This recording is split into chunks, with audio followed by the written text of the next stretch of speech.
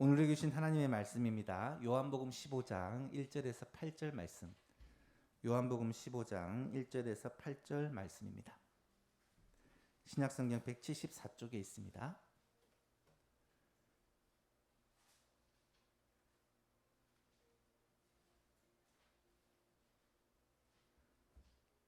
요한복음 15장 1절부터 8절까지 한 절씩 교독하시겠습니다. 나는 참포도나무요 내 아버지는 농부라.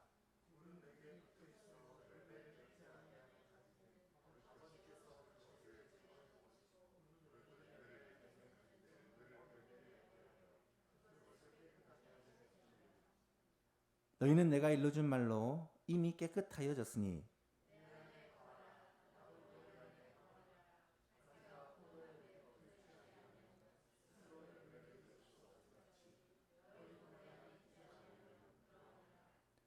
나는 포도나무요 너희는 가지라. 그가 내 안에 내가 그 안에 거하면 사람이 열매를 많이 맺나니 나를 떠나서는 너희가 아무것도 할 수 없음이라.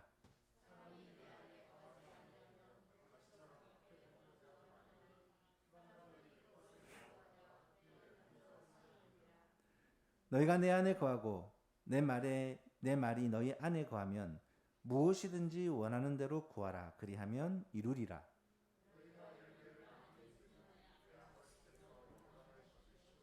너희는 내 제자가 되리라. 아멘. 10월의 주제를 열매 회복이라고 정했습니다.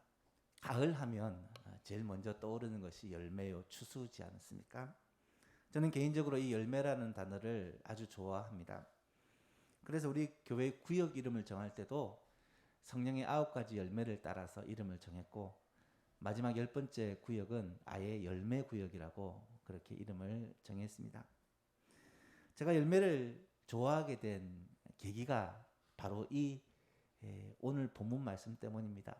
요한복음 15장 8절, 너희가 열매를 많이 맺으면 내 아버지께서 영광을 받을 것이요 너희가 내 제자가 되리라. 제가 청년 때에 교회에서 하는 성경 퀴즈 대회에서 이 문제를 맞추고 그 말씀이 제 마음속에 깊이 새겨졌는지 그때부터 잊어버리지 않는 말씀입니다. 열매를 많이 맺으면 하나님 아버지께서 영광을 받으시고 또 우리가 예수님의 제자가 된다라는 말이죠.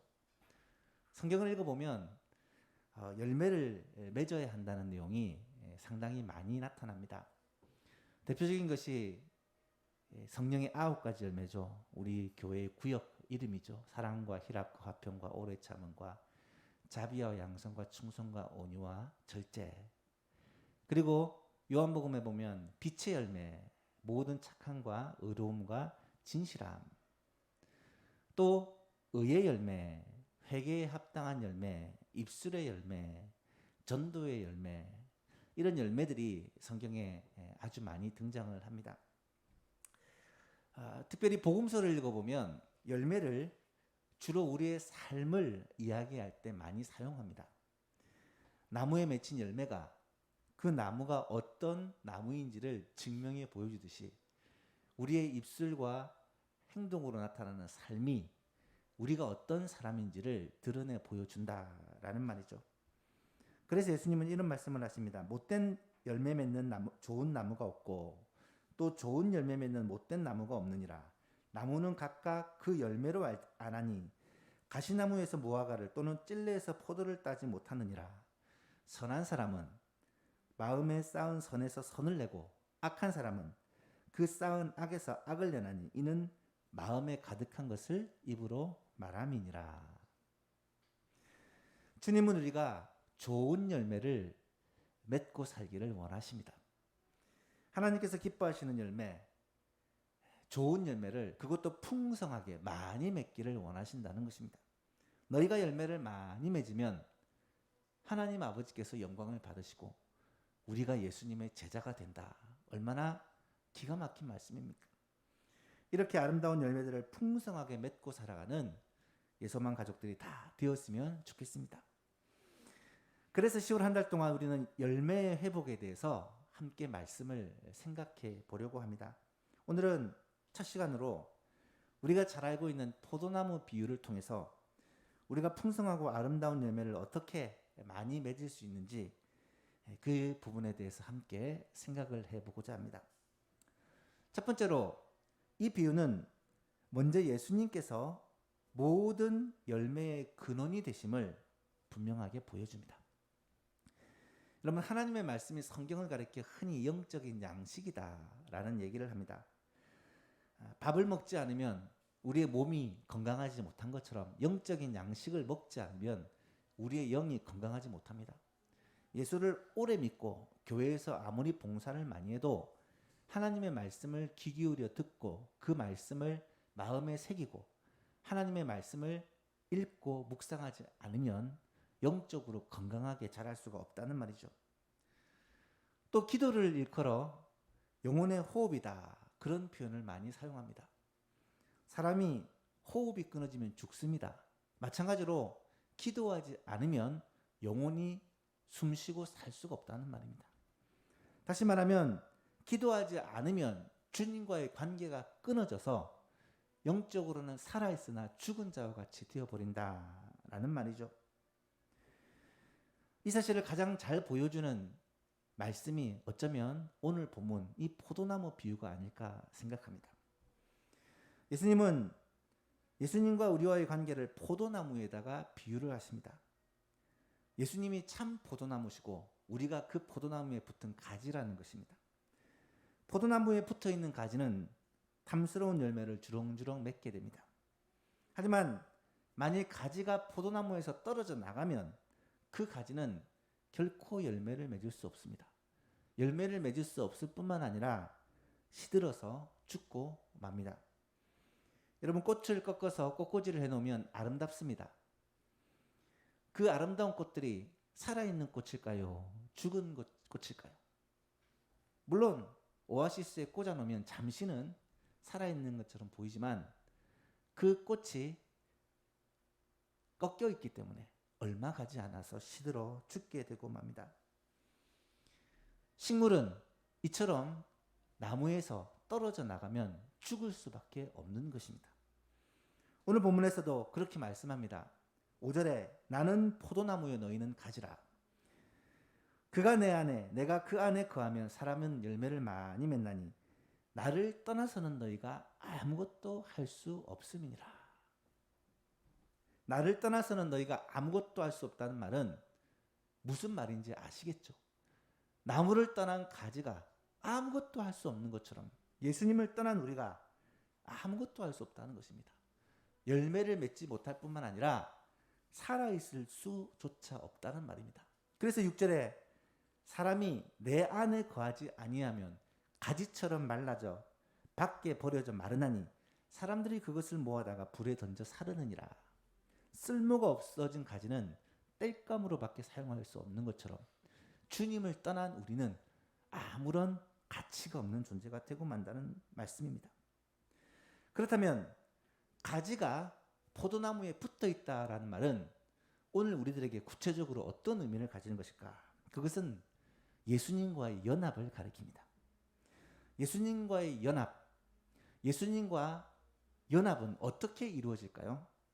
가장 먼저 예수님을 영접함으로 이 연합이 이루어집니다. 성경은 예수님을 믿음으로 말미암아, 예수님을 영접함으로 말미암아 우리가 예수님과 연합한다라고 설명합니다.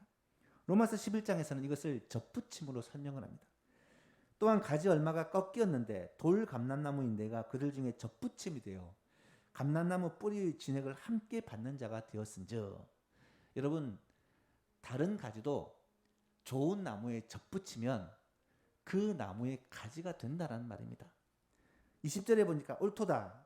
그들은 믿지 아니함으로 꺾이고 너는 믿음으로 섰느니라. 무슨 말입니까? 이스라엘이, 하나님의 백성이 예수님을 믿지 않음으로 말미암아 그 나무에서 꺾여져 떨어져 나갔다는 말이고, 이방인들이, 은혜 밖에 있던 자들이 예수님을 믿음으로 말미암아 이 감람나무에 접붙임이 되었다라는 말입니다. 믿음으로 말미암아 예수님과 연합되었다라는 말이죠. 사랑하는 예수망교인 여러분, 이 자리에 앉아 계신 여러분은 모두 예수 그리스도를 믿음으로 말미암아 참 포도나무이신 예수님과 연합된 자라는 사실을 깨달으시기를 바랍니다. 예수님을 믿고 영접하는 것이 주님과의 연합의 시작입니다. 이 땅에서 잠깐 화려하게 꽃을 피다가 사라지는 들풀이나 꺾인 꽃이 아니라 포도나무 되신 예수님께 잘 연합되어서 계속해서 해마다 시절마다 꽃을 피우고 열매를 맺는 그런 아름다운 성도가 될 수 있기를 간절히 바랍니다. 예수님은 우리의 생명의 근원입니다. 예수님은 모든 열매의 근원입니다. 예수님을 떠나서는 아무것도 할 수가 없습니다. 예수님을 떠나서는 열매 맺을 수 있는 존재가 없다라는 사실을 우리가 먼저 기억해야 됩니다. 두 번째로 이 비유는 예수님께서 우리가 누리는 모든 복의 근원이 되신다는 사실을 분명히 보여줍니다. 여러분, 가지가 포도나무에 그냥 붙어 있다고 저절로 열매를 맺느냐? 경상도 말을 사용하면 단디 붙어 있어야 열매를 맺습니다. 단디 붙어 있다는 말은 이 가지가 나무와 잘 연합되어서 물과 양분을 충분히 공급받아야지 좋은 열매를 많이 맺게 된다는 말입니다. 여러분, 예수님과 적당하게 그렇게 거리를 유지하면 절대로 좋은 열매를 많이 맺을 수 없습니다. 예수님과 친밀한 연합, 친밀한 관계 속에서 활발한 교통이 이루어져야 좋은 열매를 많이 맺을 수 있다는 말입니다. 그렇다면 어떻게 우리가 주님과 친밀하게 연합되고 단디 붙어 있을 수가 있을까? 그 비결이 오늘 본문 7절에 나타납니다. 7절을 같이 한번 읽어볼까요? 시작. 너희가 내 안에 거하고 내 말이 너희 안에 거하면 무엇이든지 원하는 대로 구하라. 그리하면 이루리라. 참 포도나무이신 예수님과 친밀하게 연합되고 단디 붙어있을 수 있는 비결을 오늘 본문에서는 분명히 말하는데, 너희가 내 안에 거하고, 이것은 예수님과의 친밀한 연합을 말하는데, 너희가 예수님 안에 거해야 된다. 우리가 믿음으로 예수님을 붙들고 신뢰하는 것을 말합니다. 내 말이 너희 안에 거하면, 예수님의 말씀이 우리 안에 거한다. 예수님의 말씀을 믿고 붙드는 것을 말합니다. 무엇이든지 원하는 대로 구하라. 이것은 예수님의 그 말씀을 붙들고 우리가 예수님께 하나님 앞에 기도하는 것을 말합니다. 그러면 이루어진다. 이 말은 하나님께서 우리의 기도와 간구를 들으신다는 말도 되고 주님과의 이 교통이 활발해진다는 말입니다. 여러분, 말씀과 기도는 주님과 교통하는 비결입니다. 제가 자주 언급하는 광고 카피 중에 결론은 버킹엄이라는 말이 있습니다. 아무리 생각하고 아무리 고민해도 결국은 이거다라는 의미죠. 말씀과 기도는 우리 신앙생활에서 아무리 강조해도 지나침이 없는 말 그대로 신앙생활의 결론입니다. 하나님을 섬기는 신앙생활을 하면서도 우리가 동시에 세상 속에 살아가기 때문에 많은 갈등들이 우리 가운데 있습니다. 생각해 보십시오. 신앙과 삶, 신앙과 일, 신앙과 돈, 신앙과 인간관계, 신앙과 행복, 정말 복잡하고 애매하고 힘든 일들이 우리의 삶에는 연속됩니다. 하지만 이런 우여곡절을 다 겪고 나서 마지막 결론이 무엇인 줄 아십니까? 결국 우리의 삶에 진정한 행복은, 우리의 삶에 진정한 문제 해결은 예수님 안에 있다는 것이고, 그것은 말씀과 기도를 통해 해결을 받는다는 사실입니다. 왜 그렇습니까? 말씀과 기도는 우리가 참 포도나무이신 예수님을 만나고 교제하는 어쩌면 유일한 길이기 때문입니다. 가지가 포도나무에 붙어 있어 물과 진액을 공급받는 비결이 뭐냐면 말씀과 기도를 통해서 그렇게 한다는 말입니다. 말씀과 기도는 성도가 하나님으로부터 은혜와 복을 받아 누릴 수 있는 최고의 방법이라는 것입니다. 우리가 기도할 때 어떻게 기도합니까? 처음에는 사실 내 뜻대로, 내 욕심대로, 내 생각대로 기도를 합니다. 하나님, 이것 주십시오, 저것 주십시오, 이렇게 해주십시오, 저렇게 해주십시오. 그렇죠? 그런데 기도를 계속하는 가운데 하나님의 말씀을 듣고 깨달으면서 어떻게 우리의 기도가 바뀌게 됩니까? 처음에는 내 뜻대로 기도하다가 어느 순간 내 뜻이 주님의 뜻이 됩니다. 주님의 뜻이 내 뜻이 됩니다. 그래서 내 뜻대로 간구하는 것이 주님의 뜻대로 간구하는 것이 되어버려요. 주님의 뜻에 맞추어지니까 어떤 일이 벌어집니까? 무엇이든지 원하는 대로 구하라 그리하면 이루어라. 이 말씀이 그대로 이루어집니다. 하나님의 뜻대로 구하고 그 뜻에 따라 우리의 삶에 하나님의 응답이 나타나는 이런 놀라운 은혜와 복을 우리가 누리게 된다는 거예요. 그게 주님과의 친밀한 교제입니다. 말씀과 기도는 주님과 나와의 관계를 세우는 작업입니다. 말씀과 기도는 참 아버지 되신 하나님을 만나는 방법이요, 참 포도나무이신 나의 주가 되신 예수님과 교제하는 방법입니다. 따라서 하나님 아버지를 만나고 내 안에 계신 예수님, 또 내 안에 계신 성령님과 교제하는 가장 좋은 방법, 이 말씀과 기도는 우리가 결코 포기해서는 안 되는 것이다 라는 말이죠. 여러분, 내 안에 계신 주님, 내 안에서 역사하시는 삼위 하나님과 말씀과 기도를 통해 교제하는 저와 여러분 될 수 있기를 축복합니다. 이것이 가지가 포도나무에 잘 붙어 있을 수 있는, 그래서 풍성한 열매를 많이 맺을 수 있는 비결이라는 말이죠. 계시록 3장에 보면 사대 교회를 향해서 예수님이 이런 말씀하셨습니다. 사대 교회 사자들에게 편지하라. 하나님의 7영과 7별을 가진 이가 이르시되 내가 네 행위를 아노니 살아있다는 이름은 가졌으나 죽은 자로다. 여러분, 주님과의 교제가 끊어지면 영적인 숨이 끊어지는 것이고 그것은 살아있지만 죽은 자와 같다는 말입니다. 하나님은 영적으로 죽은 성도들을 향해 이런 평가를 내리세요. 네가 살아있다는 이름 가졌으나 사실은 죽었다.